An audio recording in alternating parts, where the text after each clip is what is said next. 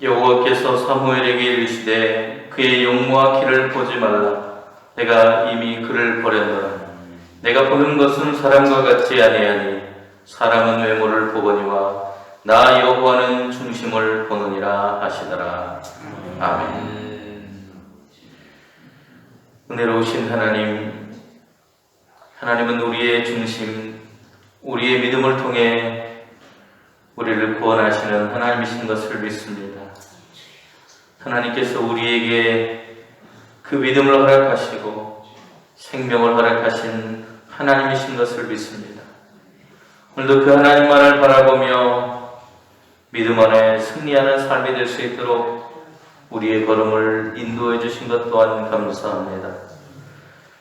세상에 수많은 좋은 것들이 널려 있지만 우리에게 가장 중요한 것은 하나님이심을 깨닫게 하시고 그 하나님을 예배하며 함께 기뻐할 수 있는 마음을 우리에게 허락하여 주셔서 감사합니다. 지난 한 주 동안 우리에게 베풀어 주신 하나님의 사랑과 은혜를 기억하며 이 시간 하나님께 온전한 마음으로 온 마음과 뜻과 정성을 다해 힘을 다해 예배하는 아름다운 시간이 될 수 있도록 허락하여 주시옵소서. 예수님의 이름으로 기도드립니다. 아멘. 사도신경으로 신앙을 고백하시겠습니다.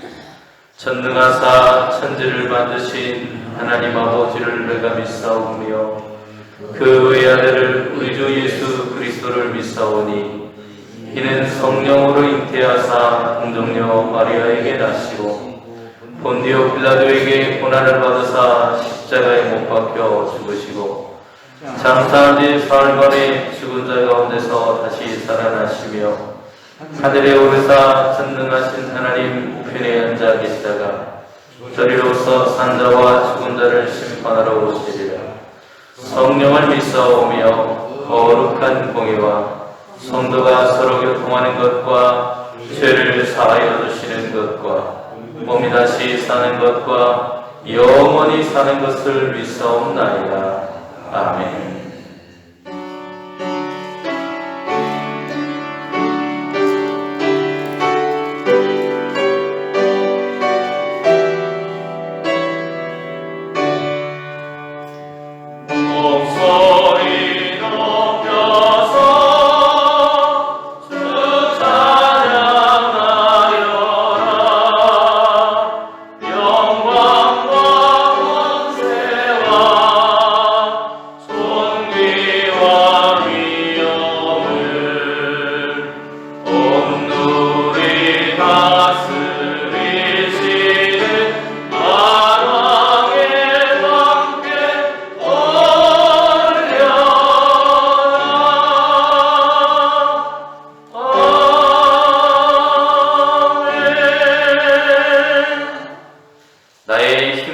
여호와여, 내가 주를 사랑하나이다. 여호와는 나의 간섭이시오, 나의 요새시오, 나를 부르시는 나의 하나님이시오, 내가 그 안에 피할 나의 바위시오, 나의 방패시오, 나의 구원의 부르시오, 나의 산성이시다. 예수께서 이르시되 오히려 하나님의 말씀을 듣고 지키는 자가 복이 있느니라 하시니라. 내가 복을 물러가지 아니하노니 이 복음은 모든 믿는 자에게 구원을 주시는 하나님의 능력이 됨이라. 원리는 그들에게도 그리고 하나님께로라. 복음에는 하나님의 의가 나타나서 믿음으로 믿음에 이르게 하나니 기록되는가 오직 그의 믿음으로 말미암아 감사하리라. 너희가 내 말에 거하면 참으로 내 제자가 되고 주를 알지니 주가 너희를 우리 주 예수 그리스도로 말미암아 우리에게 승리를 주시는 하나님께 감사하노니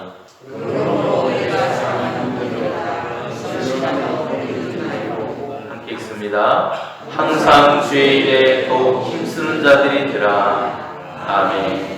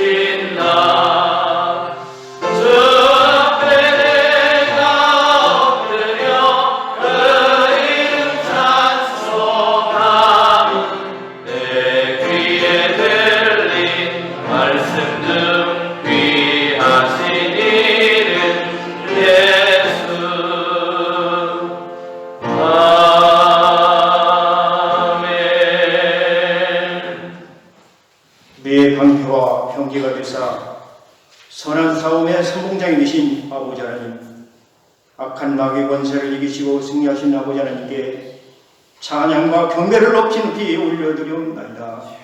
썩어져가는 것을 그냥 버려두실 수가 없어 몸의 일부를 도려낸 수술 신이 주관하신 주님의 놀라운 은혜를 묵상하면서 누터의 종교계의 정신을 본받기 위하여 이렇게 긴 인내로 모일 수 있도록 허락하신 주님 은혜에 무한 감사를 드리옵나이다.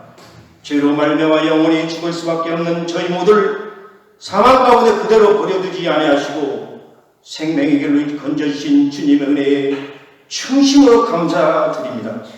입으로는 주님만을 사랑한다 하면서 세속의 늪에 깊이 빠져서 게을과 복도로 한 시작까지 되어버리는 이 가정한 이 주인들을 주님의 깊으신 사랑으로 용서하여 주시며 이제는 더 이상 입으로만 믿는 가정한 신앙이 되지 않게 하시고 저희의 삶 모두를 주님께 바쳐 헌신하는 신령한 믿음의 성도들이 다될수록 역사하여 주시옵소서. 자비로우신 아버지는 물은 흐르지 않고 고여있으면 금방 썩어서 냄새가 나는 것처럼 저희 모든 신앙도 끊임없이 주님의 말씀과 계명으로 전달하고 씻어내지 않으면 타락해버리고 만다는 걸 저희 모두가 깨닫게 하셔서 늘 끊임없이 주님의 거룩한 말씀이 계율에 저희 신앙이 바꾸어 잘못된 것을 바로잡고 그릇된 것을 고쳐나가는 개혁적인 신앙이 가되게 하여 주시옵소서. 저희 모두는 믿음이 약하고 용기가 없어서 잘못된 걸 고쳐나가는 데 앞장서기보다는 눈을 감아버리거나 회피해버리려고 할 때가 너무도 많사오니 저희 모두에게 용기와 믿음을 더하여 주셔서 잘못된 저의 신앙을 바른 길로 돌이키며 주님의 안을 몸으로 삼고 주님의 뒤를 따르게 하여 주시옵고 세상의 악한 권세가 우리를 둘러싸운지라도 세상의 거짓된 것들이 우리를 미혹할지라도 선한 대장이신 주님을 방패와 병기로 삼고 앞으로 전진해 나갈 수 있도록 주님께서 친히 인도하여 주시옵소서. 사랑이 많으신 아버지는 저희들은 믿음이 아직 어리고 약하여 세상의 악한 힘에 쓰러지고 유혹에 빠지기 쉬운 이때에 저희 모두가 강한 믿음으로 무장시켜 주셔서 용기백백의 모든 어려움을 헤쳐나가는 귀한 믿음의 성도들이 다 줄 수 있도록 역사하여 주시옵소서. 아직도 주님께서 세상 사회를 왔다 갔다 하며 망설이는 성도가 있습니까? 그들에게 주님만의 참 생명이며 참 지리신 확신을 심어 주시옵소서. 시험에 들어 주님을 놀라오는 성도들이 있습니까? 어려울 때일수록 주님을 가까이 모시고 확고부단한 믿음을 허락하여 주시옵소서. 또한 열심히 주님을 섬기는 성도에게는 그 믿음의 박차를 가하여 주시고 뜨겁지도 차지도 않은 뜻도 미지근 믿음의 성도에게는 뜨거운 성령의 역사를 체험하여 차례 들고 일어서 기쁨의 주님을 찬양하며 강하고 담대한 믿음을 하여 주셔서 주님의 자녀 추운 세계함이 없도록 역사하여 주시옵소서. 자비로우신 아버지는 일찍이 하나님의 뜻과 섭리가 있어 이 아름다운 산에 피로 값져 쓰신 용산교회를 기억하여 주시옵소서. 장관 역사 속에 전국에 산지한 수많은 교우님들 일선의 복음을 증거코죠 세움에 따라 직장을 따라 본문에서 학문을 장벽코죠 취업을 해서 결단코 그 수고가 되지 않고 하나님의 놀라운 영광과 오하는 기쁜 소식만 찾아지게 하여 주시옵소서. 또한 오늘날 교회의 문턱이 빠져서 갈급한 심령들이 주님의 권능을 방해하고 있지는 않습니까?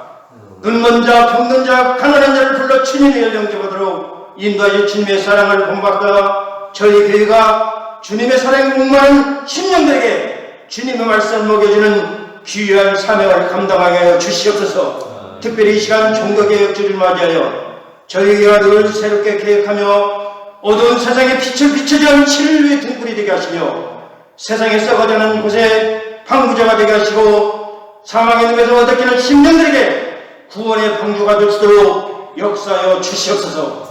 만백의 치유인 자비로우신 아버지는 원치 않은 질고로 고통당하는 성도들이 있습니다. 가정에서, 요양원에서, 병원에서 피 묻어서 함부로 얼마시사 속히 나음을 얻도록 역사하여 주시옵소서. 이 시간 특별히 목사님의 권능에 오른 팔을 붙들어서 말씀을 증거하실 때 그 말씀이 저희 모두에게 기쁨과 사랑이 넘치게 하시고 좌절과 실망 중인 심령들에게 용기를 주시며 필요에 지친 심령들에게 쉼과 기도가 되는 귀하고 복된 말씀이 되게 하여 주시옵소서. 이 모든 말씀을 우리 죄원하신 구주 예수 그리스도를 감사하며 간절히 기도드려옵나이다. 아멘.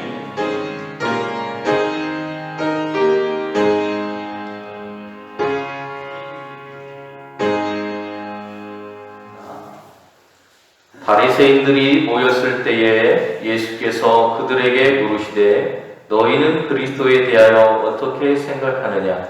누구의 자손이냐? 대답하되 다윗의 자손이니이다. 이르시되 그러면 다윗이 성령에 감동되어 어찌 그리스도를 주라 칭하여 말하되 주께서 내 주께 이르시되 내가 내 원수를 내 발 아래에 둘 때까지 내 우편에 앉아있으라 하셨도다 하였느니라. 다윗이 그리스도를 주라 칭하였은즉 어찌 그의 자손이 되겠느냐 하시니 한마디도 능히 대답하는 자가 없고 그날부터 감히 그에게 묻는 자도 없더라. 아멘. 황금빛으로 물들어 있던 들판도 이제 점점 그 황금빛 옷을 벗어가고 있습니다. 그리고 본래의 땅의 모습을 드러내고 있는 들판을 바라보게 됩니다. 가득했던 곡식이 추수가 된 자리에는 둥글게 뭉쳐져 놓여있는 볕단과 또 멍하니 빈 들판이 씁쓸하게 보이기도 합니다. 시간의 흐름에 따라 이처럼 자연도 또 들판도 삶의 모습을 바꾸어가고 변해가는 모습을 보게 됩니다. 교회가 새로운 모습으로 이렇게 변해가는 자연과 같이 변하는 그 삶을 위해 몸부림쳤던 시기가 있습니다. 그 시기를 우리는 종교개혁 시대라고 부르고 있습니다. 우리가 알기로는 일반적으로 우리 장로님 기도하신 것처럼 마르틴 루터가 독일의 비텐베르크 성당의 정문에 1517년에 교회의 문제점들을 지적하면서 95개의 문제들을 놓고 우리가 이것에 대해서 논의하고 토론해야 됩니다 라고 하는 것에서부터 종교개혁이라고 하는 것이 시작됐습니다. 아마 그것을 붙일 때 루터는 자신이 이처럼 종교개혁이라고 하는 것에 맨 앞에 사람들에게 인식될 거라고는 생각지도 않았을 거라고 보여지는데요. 그렇게 시작된 종교개혁이라고 하는 교회의 운동이 어느덧 505년이라고 하는 시간이 흘렀습니다. 그래서 오늘은 종교개혁이 된 지 505주년이 되는 해입니다. 종교개혁은 올바른 신앙을 회복하려는, 더 간단히 말해보자면 우리의 신앙의 본질이라고 하는 것이 과연 무엇일까라고 하는 것을 사람들이 생각하고 그것으로 돌아가려고 했던 운동, 그것이 종교개혁 운동이라고 말할 수 있습니다. 4세기에 밀라노라고 하는 것의 칙령이 발표되었습니다. 그리고 기독교는 로마라고 하는 나라의 국교가 됩니다. 왕족들과 귀족들은 그리스도인이 되었고 왕궁같이 화려한 교회들이 세워지고 정교 유학이 시작되는 시절이었습니다. 큰 교회들이 생겨났겠죠, 그죠? 대형 교회가 생겨나고 또 교회가 강력한 힘을 발휘하던 그런 시절이었다고 볼 수 있습니다. 유럽의 부동산의 40% 정도를 교회가 차지할 정도였습니다. 굉장한 부와 권력을 가지게 된 것이 교회라고 말할 수 있는데요. 이런 부와 권력을 갖게 된 것이 교회로서는 어쩌면 굉장히 불행한 일이었습니다. 막강한 권력과 부를 갖게 된 교회는 점점 하나님의 길이 아닌 타락한 길을 걸었기 때문입니다. 막대한 세금을 걷고 성직을 매매하고 정치 권력과 야합하는 일들이 여기저기에서 생겨나기 시작했습니다. 그리고 면죄부라고 하는 것을 팔면서 사람들의 죄를 용서해주고 지옥에 가기 직전에 연옥에 있는 사람들이, 당신의 가족들이 당신이 내는 헌금 소리가 바구니에 텅 하고 떨어질 때 연옥에서 천국으로 옮겨진다고 하는 정말 어이없는 이야기들을 통해서 사람들을 혼란스럽게 하는 교회의 타락상을 보여주는, 부패할 대로 부패해버린 그 모습들을 바라보면서 정말 우리가 가지고 있는 신앙의 본질이 무엇일까를 고민하던 사람들이 소리를 내기 시작하면서 변화를 이야기했던 교회의 역사, 그 속에서 발현된 것이 바로 종교개혁이라고 하는 것입니다. 부패해 있는 교회의 현실에 대해서 스스로 돌아보고 또 회개하면서 신앙이 자정되고 회복되기를 소망했던 사람들이 시작했던 운동, 그것이 종교개혁 운동이라고 할 수 있습니다. 하나님의 거룩한 통로로 선택받았던 종교의 지도자들이 부패하고 타락하고 거룩하신 하나님의 뜻을 왜곡하기까지 하면서 오염시켰던 그 모습으로 오늘 하나님 앞에 서 있는 그들의 모습이 너무나도 가슴 아팠던 사람들의 변혁을 바라는 기도와 같은 운동이었습니다. 개혁하여 다시 하나님 중심으로, 다시 말씀 중심으로 우리가 돌아가는 것이 합당한 것 같다고 사람들이 그 취지를 밝히고 운동을 시작했던 것이 오늘날에 이르고 있는 것입니다. 그런데 안타까운 것은 한국 교회도 대형화되고 점점 커져감에 따라서 그 전철을 밟아가고 있다는 것이 참으로 안타까운 일이라고 할 수 있습니다. 종교개혁은 병들었던 중세의 교회가 건강해지기를 바라는, 그리고 치유되고 회복되는 거룩한 원동력이 되기를 바랬던 사람들의 자기 자정의 목소리였습니다. 505년이 되는 오늘 우리는 다시 한번 그 의미를 되새기면서 다시 한번 우리 스스로가 개혁되고 변화되는 그런 출발로 삼아야 될 줄로 믿습니다. 우리가 속해 있는 기장을 비롯해서 개신교 교회를 리폼드 처치라고 합니다. 리폼드 처치라는 말은 변해간다는 거예요. 우리가 뭔가 집에서 뭔가를 만들다가 페인트를 다시 칠한다든지 도배를 다시 한다든지 하는 것을 리폼이라고 합니다. 변화를 준다는 말인데요. 교회도 그런 변화가 끊임없이 이루어져야 된다. 그래서 칼빈이나 이와 같은 사람들은 장로교의 그런 변혁을 바라면서 외쳤던 말들이 있습니다. 오직 믿음으로, 오직 그리스도로, 그리고 오직 말씀으로,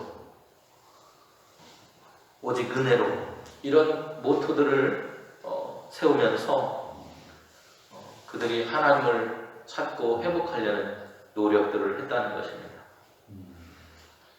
오늘 우리 함께 읽은 예수님과 바리새인들 사이의 이야기, 이 논쟁은 참으로 중요합니다. 그리스도가 누구의 자손인가? 대화가 오가고 있습니다. 이것은 우리가 모여서 사람들과 나누는 대화 속에 저 사람은 어느 집 가문입니까? 누 집 가문이가? 라고 이렇게 묻는 경우들이 있습니다. 그거하고는 좀 다른 질문이라고 할 수 있습니다. 예수님은 바리새인들, 당시 지도자 계층에 있는 사람들이죠. 이 바리새인들이 원래 발현된 이유는 사람들이 하나님을 떠난 것을 후회하면서 말씀 중심으로 우리가 살겠습니다라고 하는 다짐을 했던 사람들이 세상에 속된 것과 우리는 분리된 사람입니다 라고 하는 의미로 바리새라고 하는 이름을 붙였습니다. 그래서 세상적인 것이 아니라 하나님 중심으로 돌아가고 말씀 중심으로 살아가는 교회의 회복을 원했던 사람들의 그 이름이 바리새였는데, 이들 역시도 오늘 본문 속에서는 예수님께 책망받는 사람들로 변질된 그 모습을 발견하게 됩니다. 율법에 너무 집착한 나머지 하나님의 은혜와 사랑에 대해서 잃어버리고 성경이 말하고 있는 본질적인 것을 잃어버린 채 그 문자적인 법에만 치중하는 사람들의 모습을 책망하시는 예수님의 모습을 보게 됩니다. 그들에게 예수님은 그리스도가 누구의 자손이냐고 묻습니다. 그들에게 있어서 예수님은 다윗의 자손이라고 말합니다. 그래서 그들은 다윗의 자손이라고 하는 것을 너무나도 자랑스럽게 여겼고 그 다윗의 시대가 다시 오기를 바라고 있습니다. 그래서 이스라엘 사람들은 지금도 다윗의 별이라고 하는 것을 달고 다니기도 합니다. 다윗의 자손이라고 하는 것은 이들에게 있어서 큰 의미가 있었습니다. 하나님께서 메시아를 그들에게 보내줄 텐데 그 메시아는 어디서부터 오느냐? 다윗의 자손으로부터 주겠다는 하나님의 약속이 있었습니다. 그 약속을 믿고 아브라함부터 내려오는 메시아 사상, 메시아는 뭐 쉬운 말로 하면 영웅이라고 말할 수도 있습니다. 그들을 구원할 수 있는 어떤 특별한 사람, 특별한 존재. 그래서 그 메시아를 잉태하고 싶은 수많은 여인들이 생겨났고 그 메시아가 나타나기를 소망하는 수많은 사람들이 그들 가운데 있었습니다. 하나님은 이삭의 자손에서 그들에게 메시아가 나올 것을 이야기하십니다. 이것은 야곱에게, 그리고 야곱의 자손 중 유다 자손에게, 그리고 그 자손에 해당하는 이세라고 하는 사람의 자손 중에서 그 후계자가 나올 것이다 라는 이야기를 합니다. 그리고 그것이 다윗에게 이어졌고 다윗의 시대에 그야말로 의로운 삶, 영화와 그리고 하나님과의 바른 관계에 강력한 힘을 동반하는 강력한 나라를 구축할 수 있었습니다. 그래서 유대인들에게 다윗의 자손이라고 하는 것은 그런 모든 것들을 갖춘 시대, 하나님이 사랑하고 아끼는 시대라고 여길 정도로 그들은 다윗을 굉장히 추앙하고 있습니다. 그들을 구원할 메시아가 그의 자손에서 나온다. 다윗과 같은 사람이 또다시 나타나서 자신들의 삶이 강력해지는 힘을 얻고 새로운 나라가 생겨날 것이라는 꿈을 가지고 있었다. 그래서 그들은 지금 그들의 삶을 압박하고 있는 로마의 압제로부터 구원할 분이 다윗의 자손으로부터 나올 것이라고 하는 믿음을 가지고 있었습니다. 앞에 말씀드린 것처럼 다윗의 시대의 부귀와 영화 그리고 하나님과의 신실한 관계가 그들 안에서 회복될 것이라는 믿음, 이것이 그들로 하여금 다윗의 자손이라고 하는 자부심을 갖게 했다. 그러나 그것이 그들에게 있어서 예수께서 그들의 메시아가 될 수 있다는 생각을 막아버리고 있었다는 것입니다. 그런 강력한 힘을 가진 사람이 메시아라면 그들의 눈에는 예수님은 메시아가 될 수 없기 때문입니다. 우리에게 오실 분의 본질을 본 것이 아니라 사무엘 16장에 사울을 대신할 왕을 이새의 아들 중에서 선택했던, 그때 선택할 때 사무엘과 사람들이 가지고 있었던 그 기준으로 예수님을 바라보고 있다.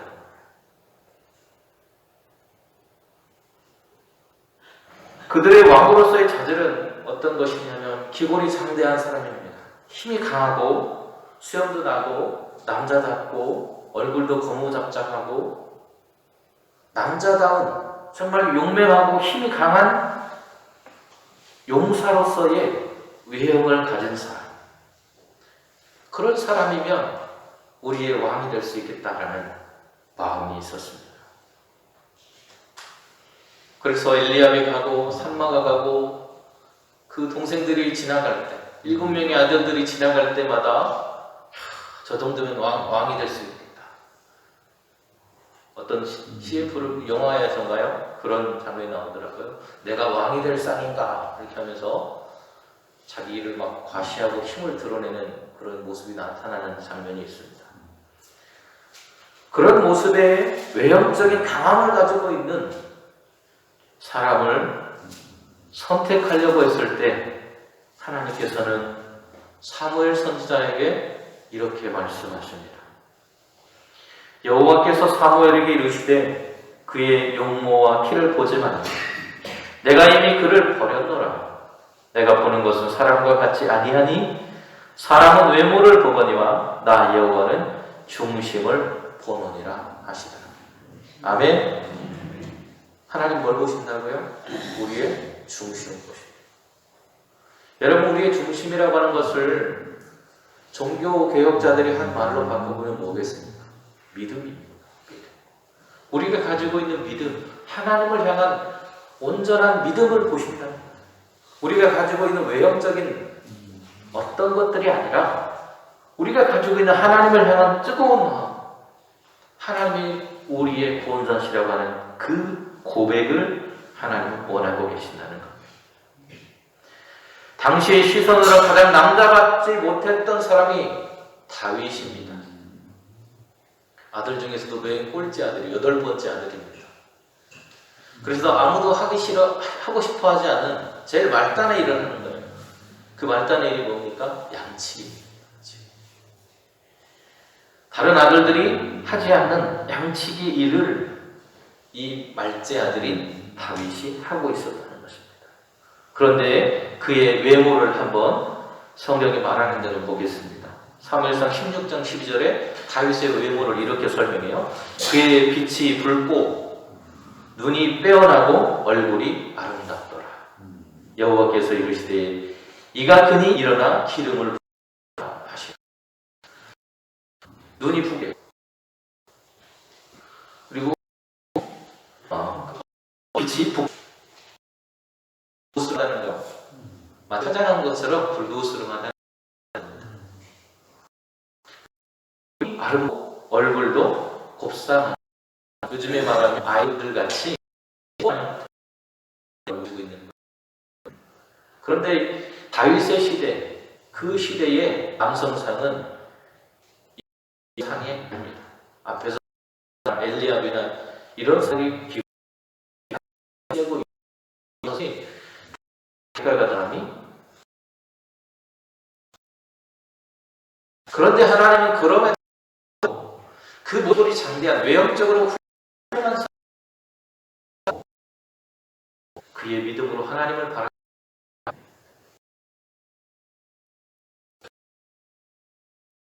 하나님께서 원하는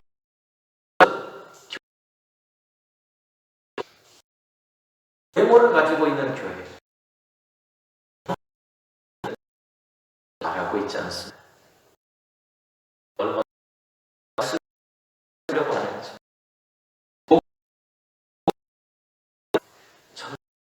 정말 교회 여기에 도십니다. 나라의 많은 교회들이 키우기에 교회가 되면 할 수 있는 일들도 많이 있습니다. 하지만 그 심만을 사랑해서는 하나 이 모습들이 없다면 그들을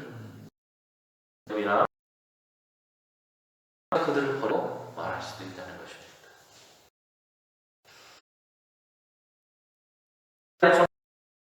복음이 그리고 굳건해진 교회가 해달라고 할 것입니다. 그리스도가 될 수 있는 것은 혈통 즉 하나님께서 보내신 용서의 그들은 영적인 것을 생각하지 못했습니다. 오늘 당시에 없었습니다. 왜냐하면 요새 갈릴리 출신이에요. 그리고 예수님 보잘것없는 자기 집도 그것도 말무효에서 태어난다.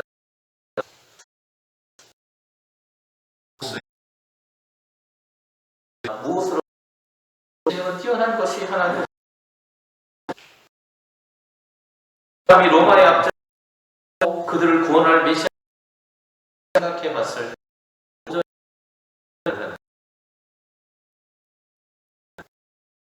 그들에게 주가 될 수 있는 것은 그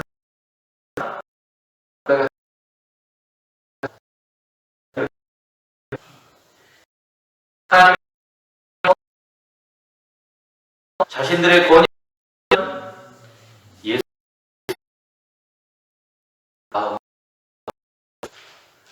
그런데 다윗의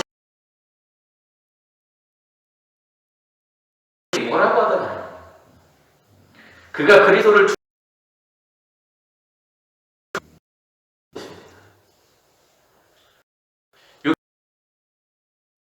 않고 그들의 신분을 변화시킬 수 없는 그리스도가 없었습니다. 우리도 오늘과 같은 그런 눈으로 주님을 주님이라고 고백할 수 없습니다.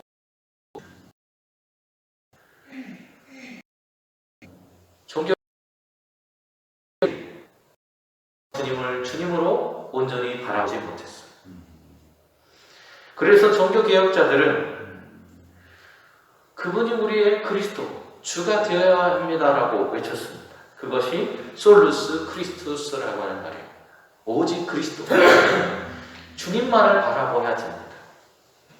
그분이 우리의 주님이십니다. 그것을 강조하고 있는 거예요. 가끔 사람들과 대화를 하다 보면요, 하나님을 믿는 사람은 모든 것이 완벽한 사람들이라고 세상 사람들이 생각하더라고요. 교회 다니는 사람은요, 암도 걸리면 안 돼요.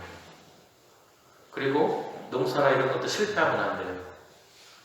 그리고 늘 부유해야 돼요. 그리고 모든 것이 풍요로워야 됩니다.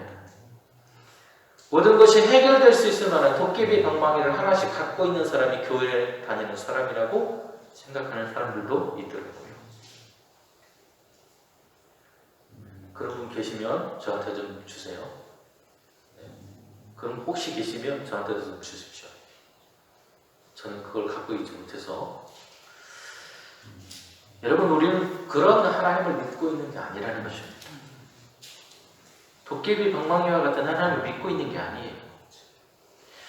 예수님도 우리와 같은 사람이셨습니다. 실패하셨습니다. 아프셨습니다. 때로는 절망에 울부짖으셨습니다. 여러분 잘 아시는 겟세마네 그 기도가 바로 그런 절망적인 울부짖음이죠. 십자가 위에서의 그 울부짖음, 어찌하여 나를 버리셨습니까? 라는 그 울부짖음. 철저하게 배신당하는 그 아픔을 안고 저들을 용서해달라고 하셨던 그 마음. 사람이 경험할 수 있는 아픔이란 아픔은 속상함이라고 하는 속상함을 다 경험하셨던 분이 우리 주님이시라는 겁니다. 그 완벽하시다는 주님도 그런 아픔을 겪고 괴로움을 당하셨는데 오늘 하나님을 믿는다고 우리는 그런 것을 경험하지 않을까요? 그렇지 않다는 것입니다. 우리도 다 그것을 경험할 수 있는 사람들입니다. 하나님이 보내신 사람이 보잘것없는 것으로 살아가는 그 삶을 사람들은 용납할 수 없는가 봐요. 자신들과 별 다를 것 없는 사람이, 아니 그보다 못한 사람이 자신들의 주라고 하는 사실을 인정할 수 없었던 것 같습니다.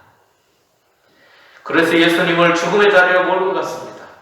그리고 그 예수님을 죽음에 몰아넣었습니다. 사도행전 2장 23절은 이렇게 말합니다. 그가 하나님께서 정하신 뜻과 미리 하신 대로 내준 바 되었거늘 너희가 겁없는 자들의 손을 빌려 못 박아 죽였다. 법 없는 자들의 손이라고 하는 것은 율법을 믿지 않는 사람들의 손, 이방인들의 손을 말합니다. 하나님이 죽을 수 없고 실패할 수 없다고 여겼습니다. 연약한 자가 하나님일 일이 없다고 그렇게 믿었던 것 같습니다. 세상의 군왕으로 힘센 자로 그 누구보다도 강력한 왕으로 오신 분이 아닙니다. 주님은 우리를 위해서 자신의 모든 것을 내어주셨습니다. 우리의 죄를 용서하시기 위한 하나님의 사랑으로 오셨습니다.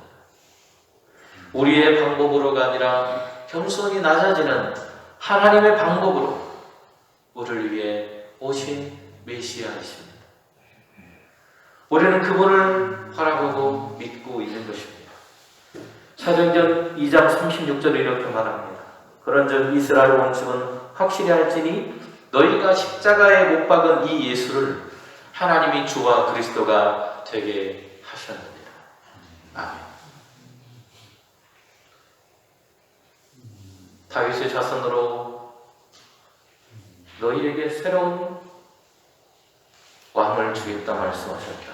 너희를 구원할 메시아를 주겠다 하셨던 하나님의 약속이 이루어졌다는 것이죠.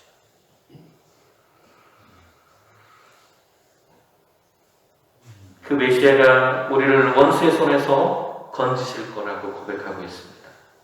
시편 110편 1절입니다. 주께서 내 주께 이르시되 내가 내 원수를 내 발 아래 둘 때까지 내 우편에 앉아 있으리라. 진정으로 그 약속이 이루어질 것입니다.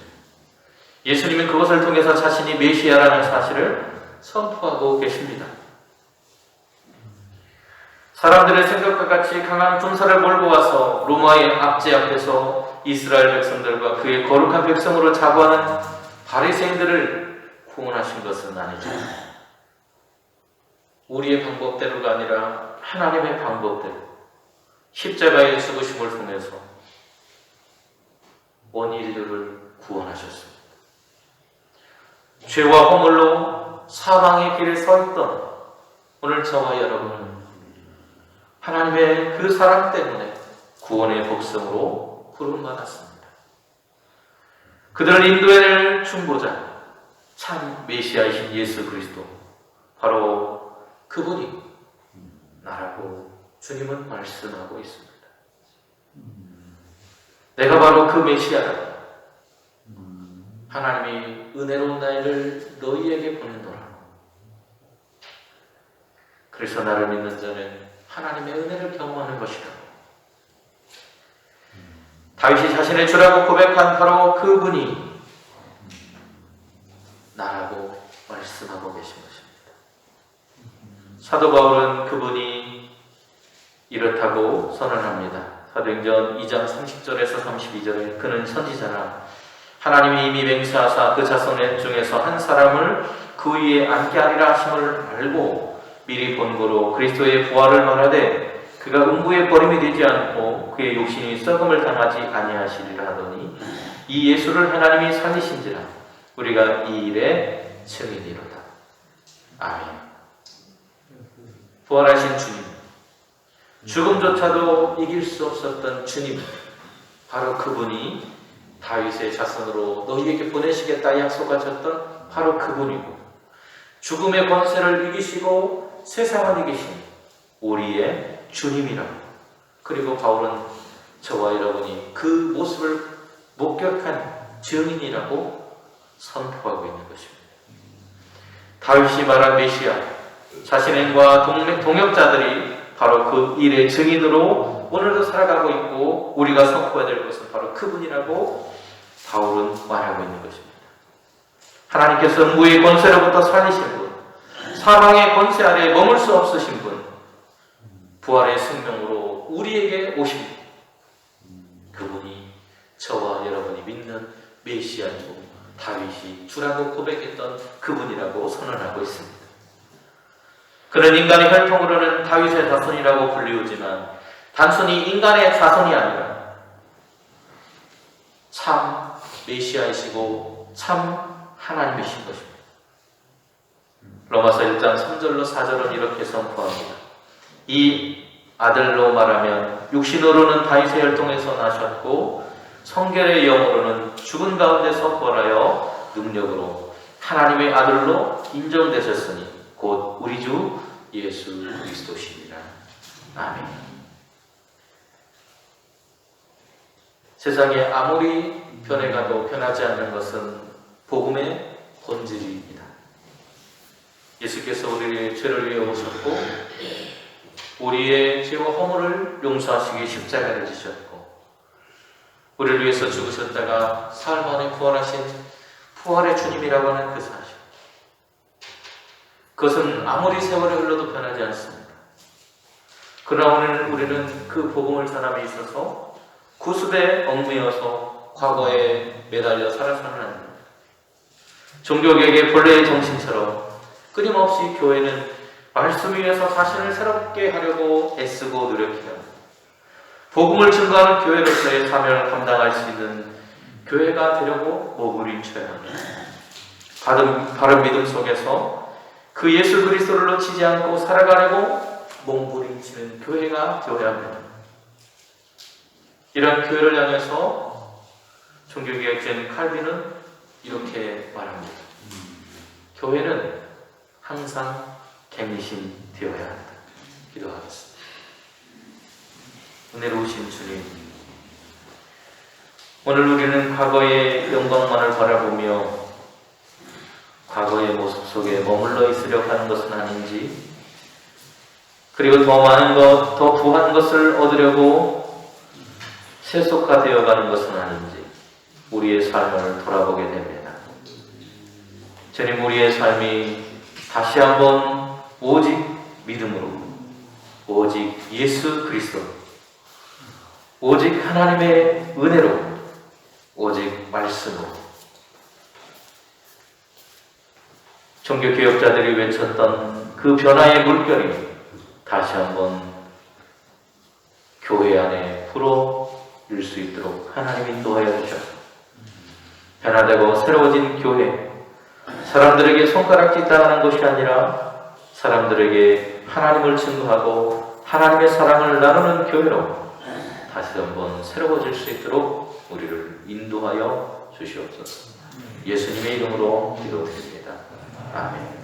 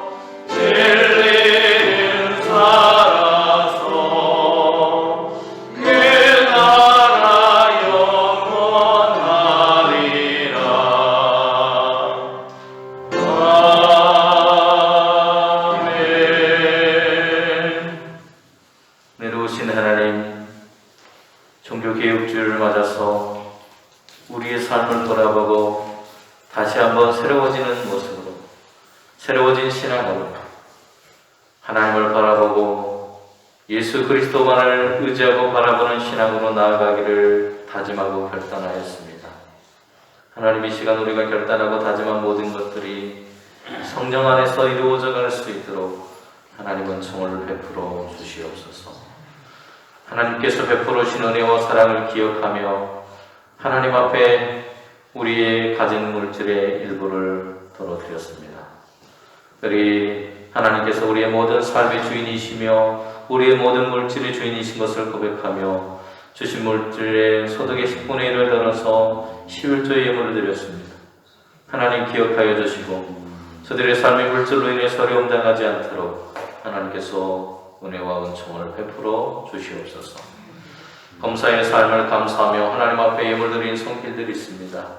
하나님 기억하여 주시고 그들의 매 순간 또 매 상황들이 하나님의 은혜 속에 살아갈 수 있도록 하나님 도우시고 인도하여 주소서. 사랑하는 남편의 주도일을 맞아서 먼저 하나님께 예배하며 하나님께 그 슬픈 마음을 드립니다. 하나님 그 마음을 위로하여 주시고 어루만져 주셔서 용기와 소망을 주시고 주님을 바라보며 주님이 신랑 되심을 기억하고 믿음 안에서 날마다 성장하고 승리하는 삶을 누릴 수 있도록 하나님은 청으로 또 위로로 함께하여 주시옵소서. 월정금을 드린 사랑하는 자녀들을 기억하여 주시고 그 삶 속에서 역사하시는 하나님의 손길, 그 은혜가 그들의 삶 가운데 동행하고 하나님과 함께하는 아름다운 날, 하나님께서 인도하시는 복된 시간들이 될 수 있도록 하나님은 청을 베풀어 주시옵소서. 또한 화분으로 하나님께 영광 돌리는 아름다운 손길도 있사오니 그 꽃향기처럼 그리스도의 향기가 그 삶 속에 풍겨날 수 있도록 은혜를 더하여 주시옵소서. 드려진 모든 예물과 손길 주정금에 이르기까지 주님께서 기억하시고 드린 모든 정성과 그 사랑을 기억하시고 하나님의 은혜로 충만케 하셔서 부족함 없고 강건한 삶을 누릴 수 있도록 은혜의 길로 인도하여 주시옵소서. 우리가 드린 이 헌신의 예물들이 하나님께 기쁨의 예물이 될 수 있도록 인도하여 주시고 드려진 예물을 통해 하나님 나라가 이 땅에 이루어지며 또 생명을 구원하는 아름답고 복된 일들을 위해 몸된 제자를 돌보고 가꾸는 일들을 위해 아름답게 쓰여질 수 있도록 성령으로 이끌어 주시옵소서. 감사드리고 축복하며 예수님의 이름으로 기도드립니다. 아멘.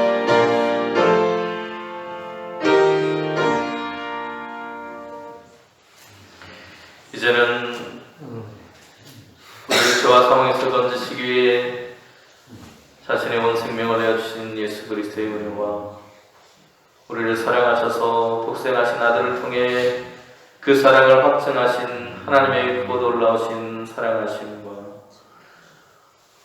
오늘도 우리에게 함께하시고 동행하시고 인도하시고 교통하시는 은총을 통해 다시 한번 변하는 교회로 새로워지는 교회로 나아갈 수 있도록 우리에게 다짐하고 결단할 수 있도록 인도하신 성령님의 귀하신 은총이 다짐하고 결단한 우리 모든 성도님들의 머리 위에와 그 가정 위에와 산업과 일터 위에 자녀들 위에 그리고 이 나라 이 민족 위에 이제부터 영원토록 함께 하시기만을 간절히 축원하옵나이다. 아멘.